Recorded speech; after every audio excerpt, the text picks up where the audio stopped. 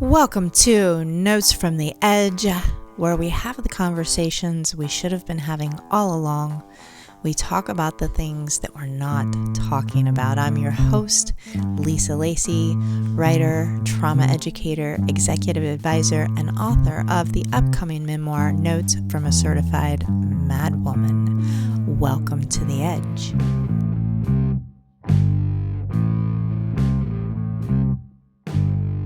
Welcome to Notes from the Edge. I'm Lacy, writer, trauma educator, executive advisor, and someone who has spent a lifetime asking one question. What did you perform in order to survive? This isn't a show about fixing broken people, because I don't believe people are broken. I think most of us adapted brilliantly to impossible circumstances. And around here, we have real human conversations, the ones most people avoid. The ones that might change your life. So grab some coffee, take a walk, or simply sit with me for a while. Let's have the conversations we should have had all along. Welcome to the Edge. Today, I want to talk about something I wish someone had explained to me many years ago, because if they had, I probably would have spent a lot less time believing I was losing my mind. The title, You Got Screwed, Your Brain May Have Gotten Rewired. Now, before we go any further, I'm not saying every difficult relationship is trauma. I'm not saying every heartbreak rewires the brain forever.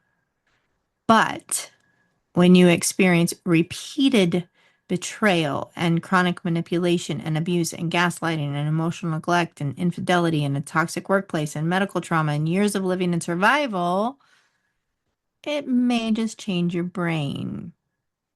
Not because you're weak, but because your brain is actually doing what it's supposed to be doing, what it evolved to do, protect you. One of the biggest lies trauma tells us is that there's something wrong with us. So we start forgetting things, second-guessing every decision, rereading text messages 6 times, replaying and overanalyzing conversations in our head for days, being hypervigilant, definitely not being able to take a compliment or trust our own intuition. We become exhausted trying to predict what's going to happen next and what somebody's going to do to us. Sound familiar? When this happens to people, most of us think we're being irrational or something wrong with us. But science, and I'm a bit of a brain science geek, suggests something different. So let's talk about our brains. Our brains are definitely not designed to make us happy. They're simply designed to keep us alive. And when betrayal happens once, your brain pays attention.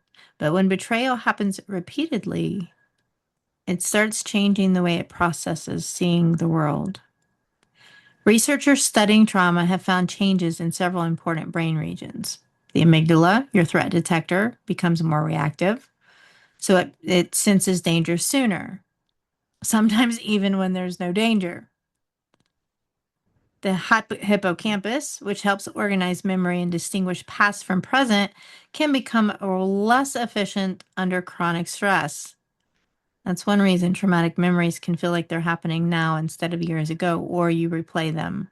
I had one memory from being 4. It's my first memory of this existence, and it was one of violation. And before I found a way to stop that flashback, it would come to me daily. Then there's the prefrontal cortex, the part of the brain responsible for reasoning, planning, impulse control, perspective. It becomes harder to access when your nervous system is overwhelmed. So think about that. You literally have less access to the wisest parts of you because you are in survival mode. So when somebody says just think logically, your brain is going, I'd love to, but we're trying not to die here. Now, let's add the chemical cortisol, adrenaline, inflammatory changes, sleep disruption, menopause, which I'm surviving right now, grief, any financial stress, which is probably all of us at this time. Years of walking on eggshells, your nervous system isn't just tired, it is overloaded, and suddenly you don't even recognize yourself anymore. One of the things that fascinates me is predictive processing. Your brain is constantly making predictions about what's going to happen next. And if your history taught you that love becomes abandonment, your brain is going to predict abandonment. If honesty was punished, your brain predicts punishment. And if success attracted a lot of criticism, your brain is going to think it's going to happen again. It prepares for outcomes before they even happen. And that is not negativity. That's actually brilliant because it's pattern recognition.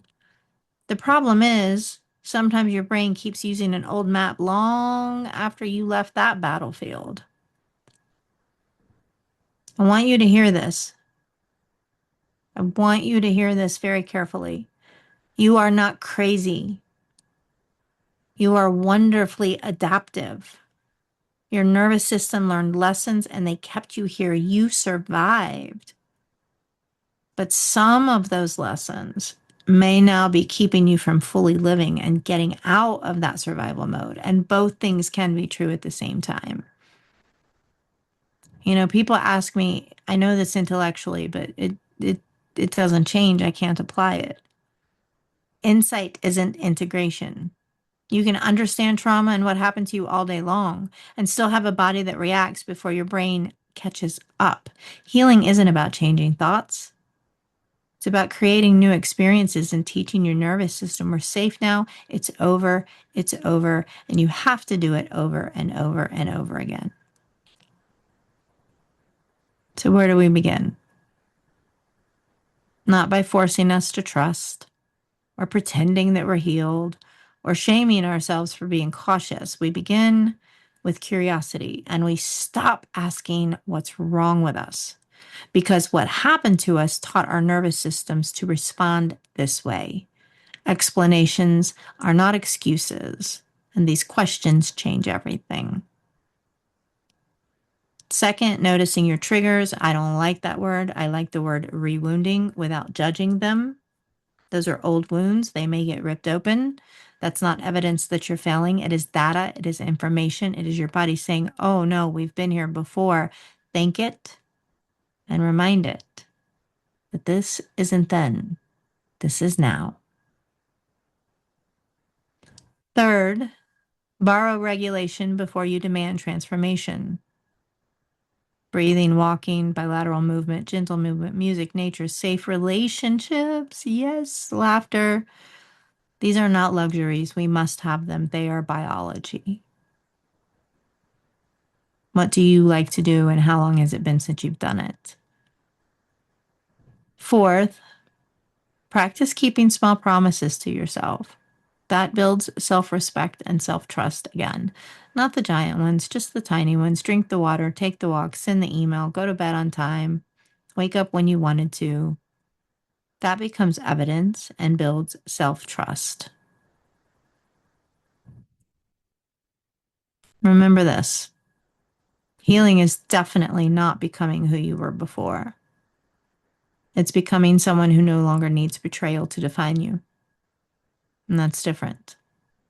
And in my experience, it's way better. So listen, if you're super stuck after being betrayed and you keep replaying it and you can't get over it, that's exactly why I'm hosting a complimentary live experience called Betrayal Rewired on Sunday, August 2nd.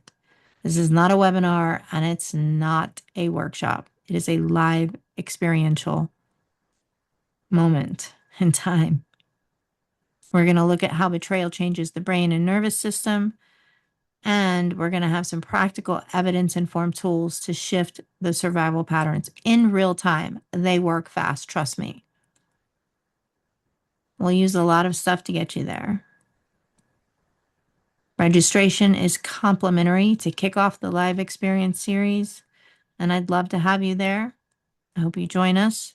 Before we go, I want to leave you with one thought. Maybe your anxiety isn't your identity. Maybe that hypervigilance is not who you are or your personality, and overthinking is not a character flaw. They're simply the language your nervous system learned while trying to protect someone who deserved so much better at the time, which you did. The beautiful thing about the brain is this. Neuroplasticity works both ways. The same brain that adapted you to survive and get here can adapt this time toward freedom. Before I leave you today, I have one question. What did you perform in order to survive? And is it still serving you? And if it isn't, and you drop the role, the mask, the performance, wouldn't you feel that freedom? Thank you for spending this time with me. Until next time, welcome to the edge.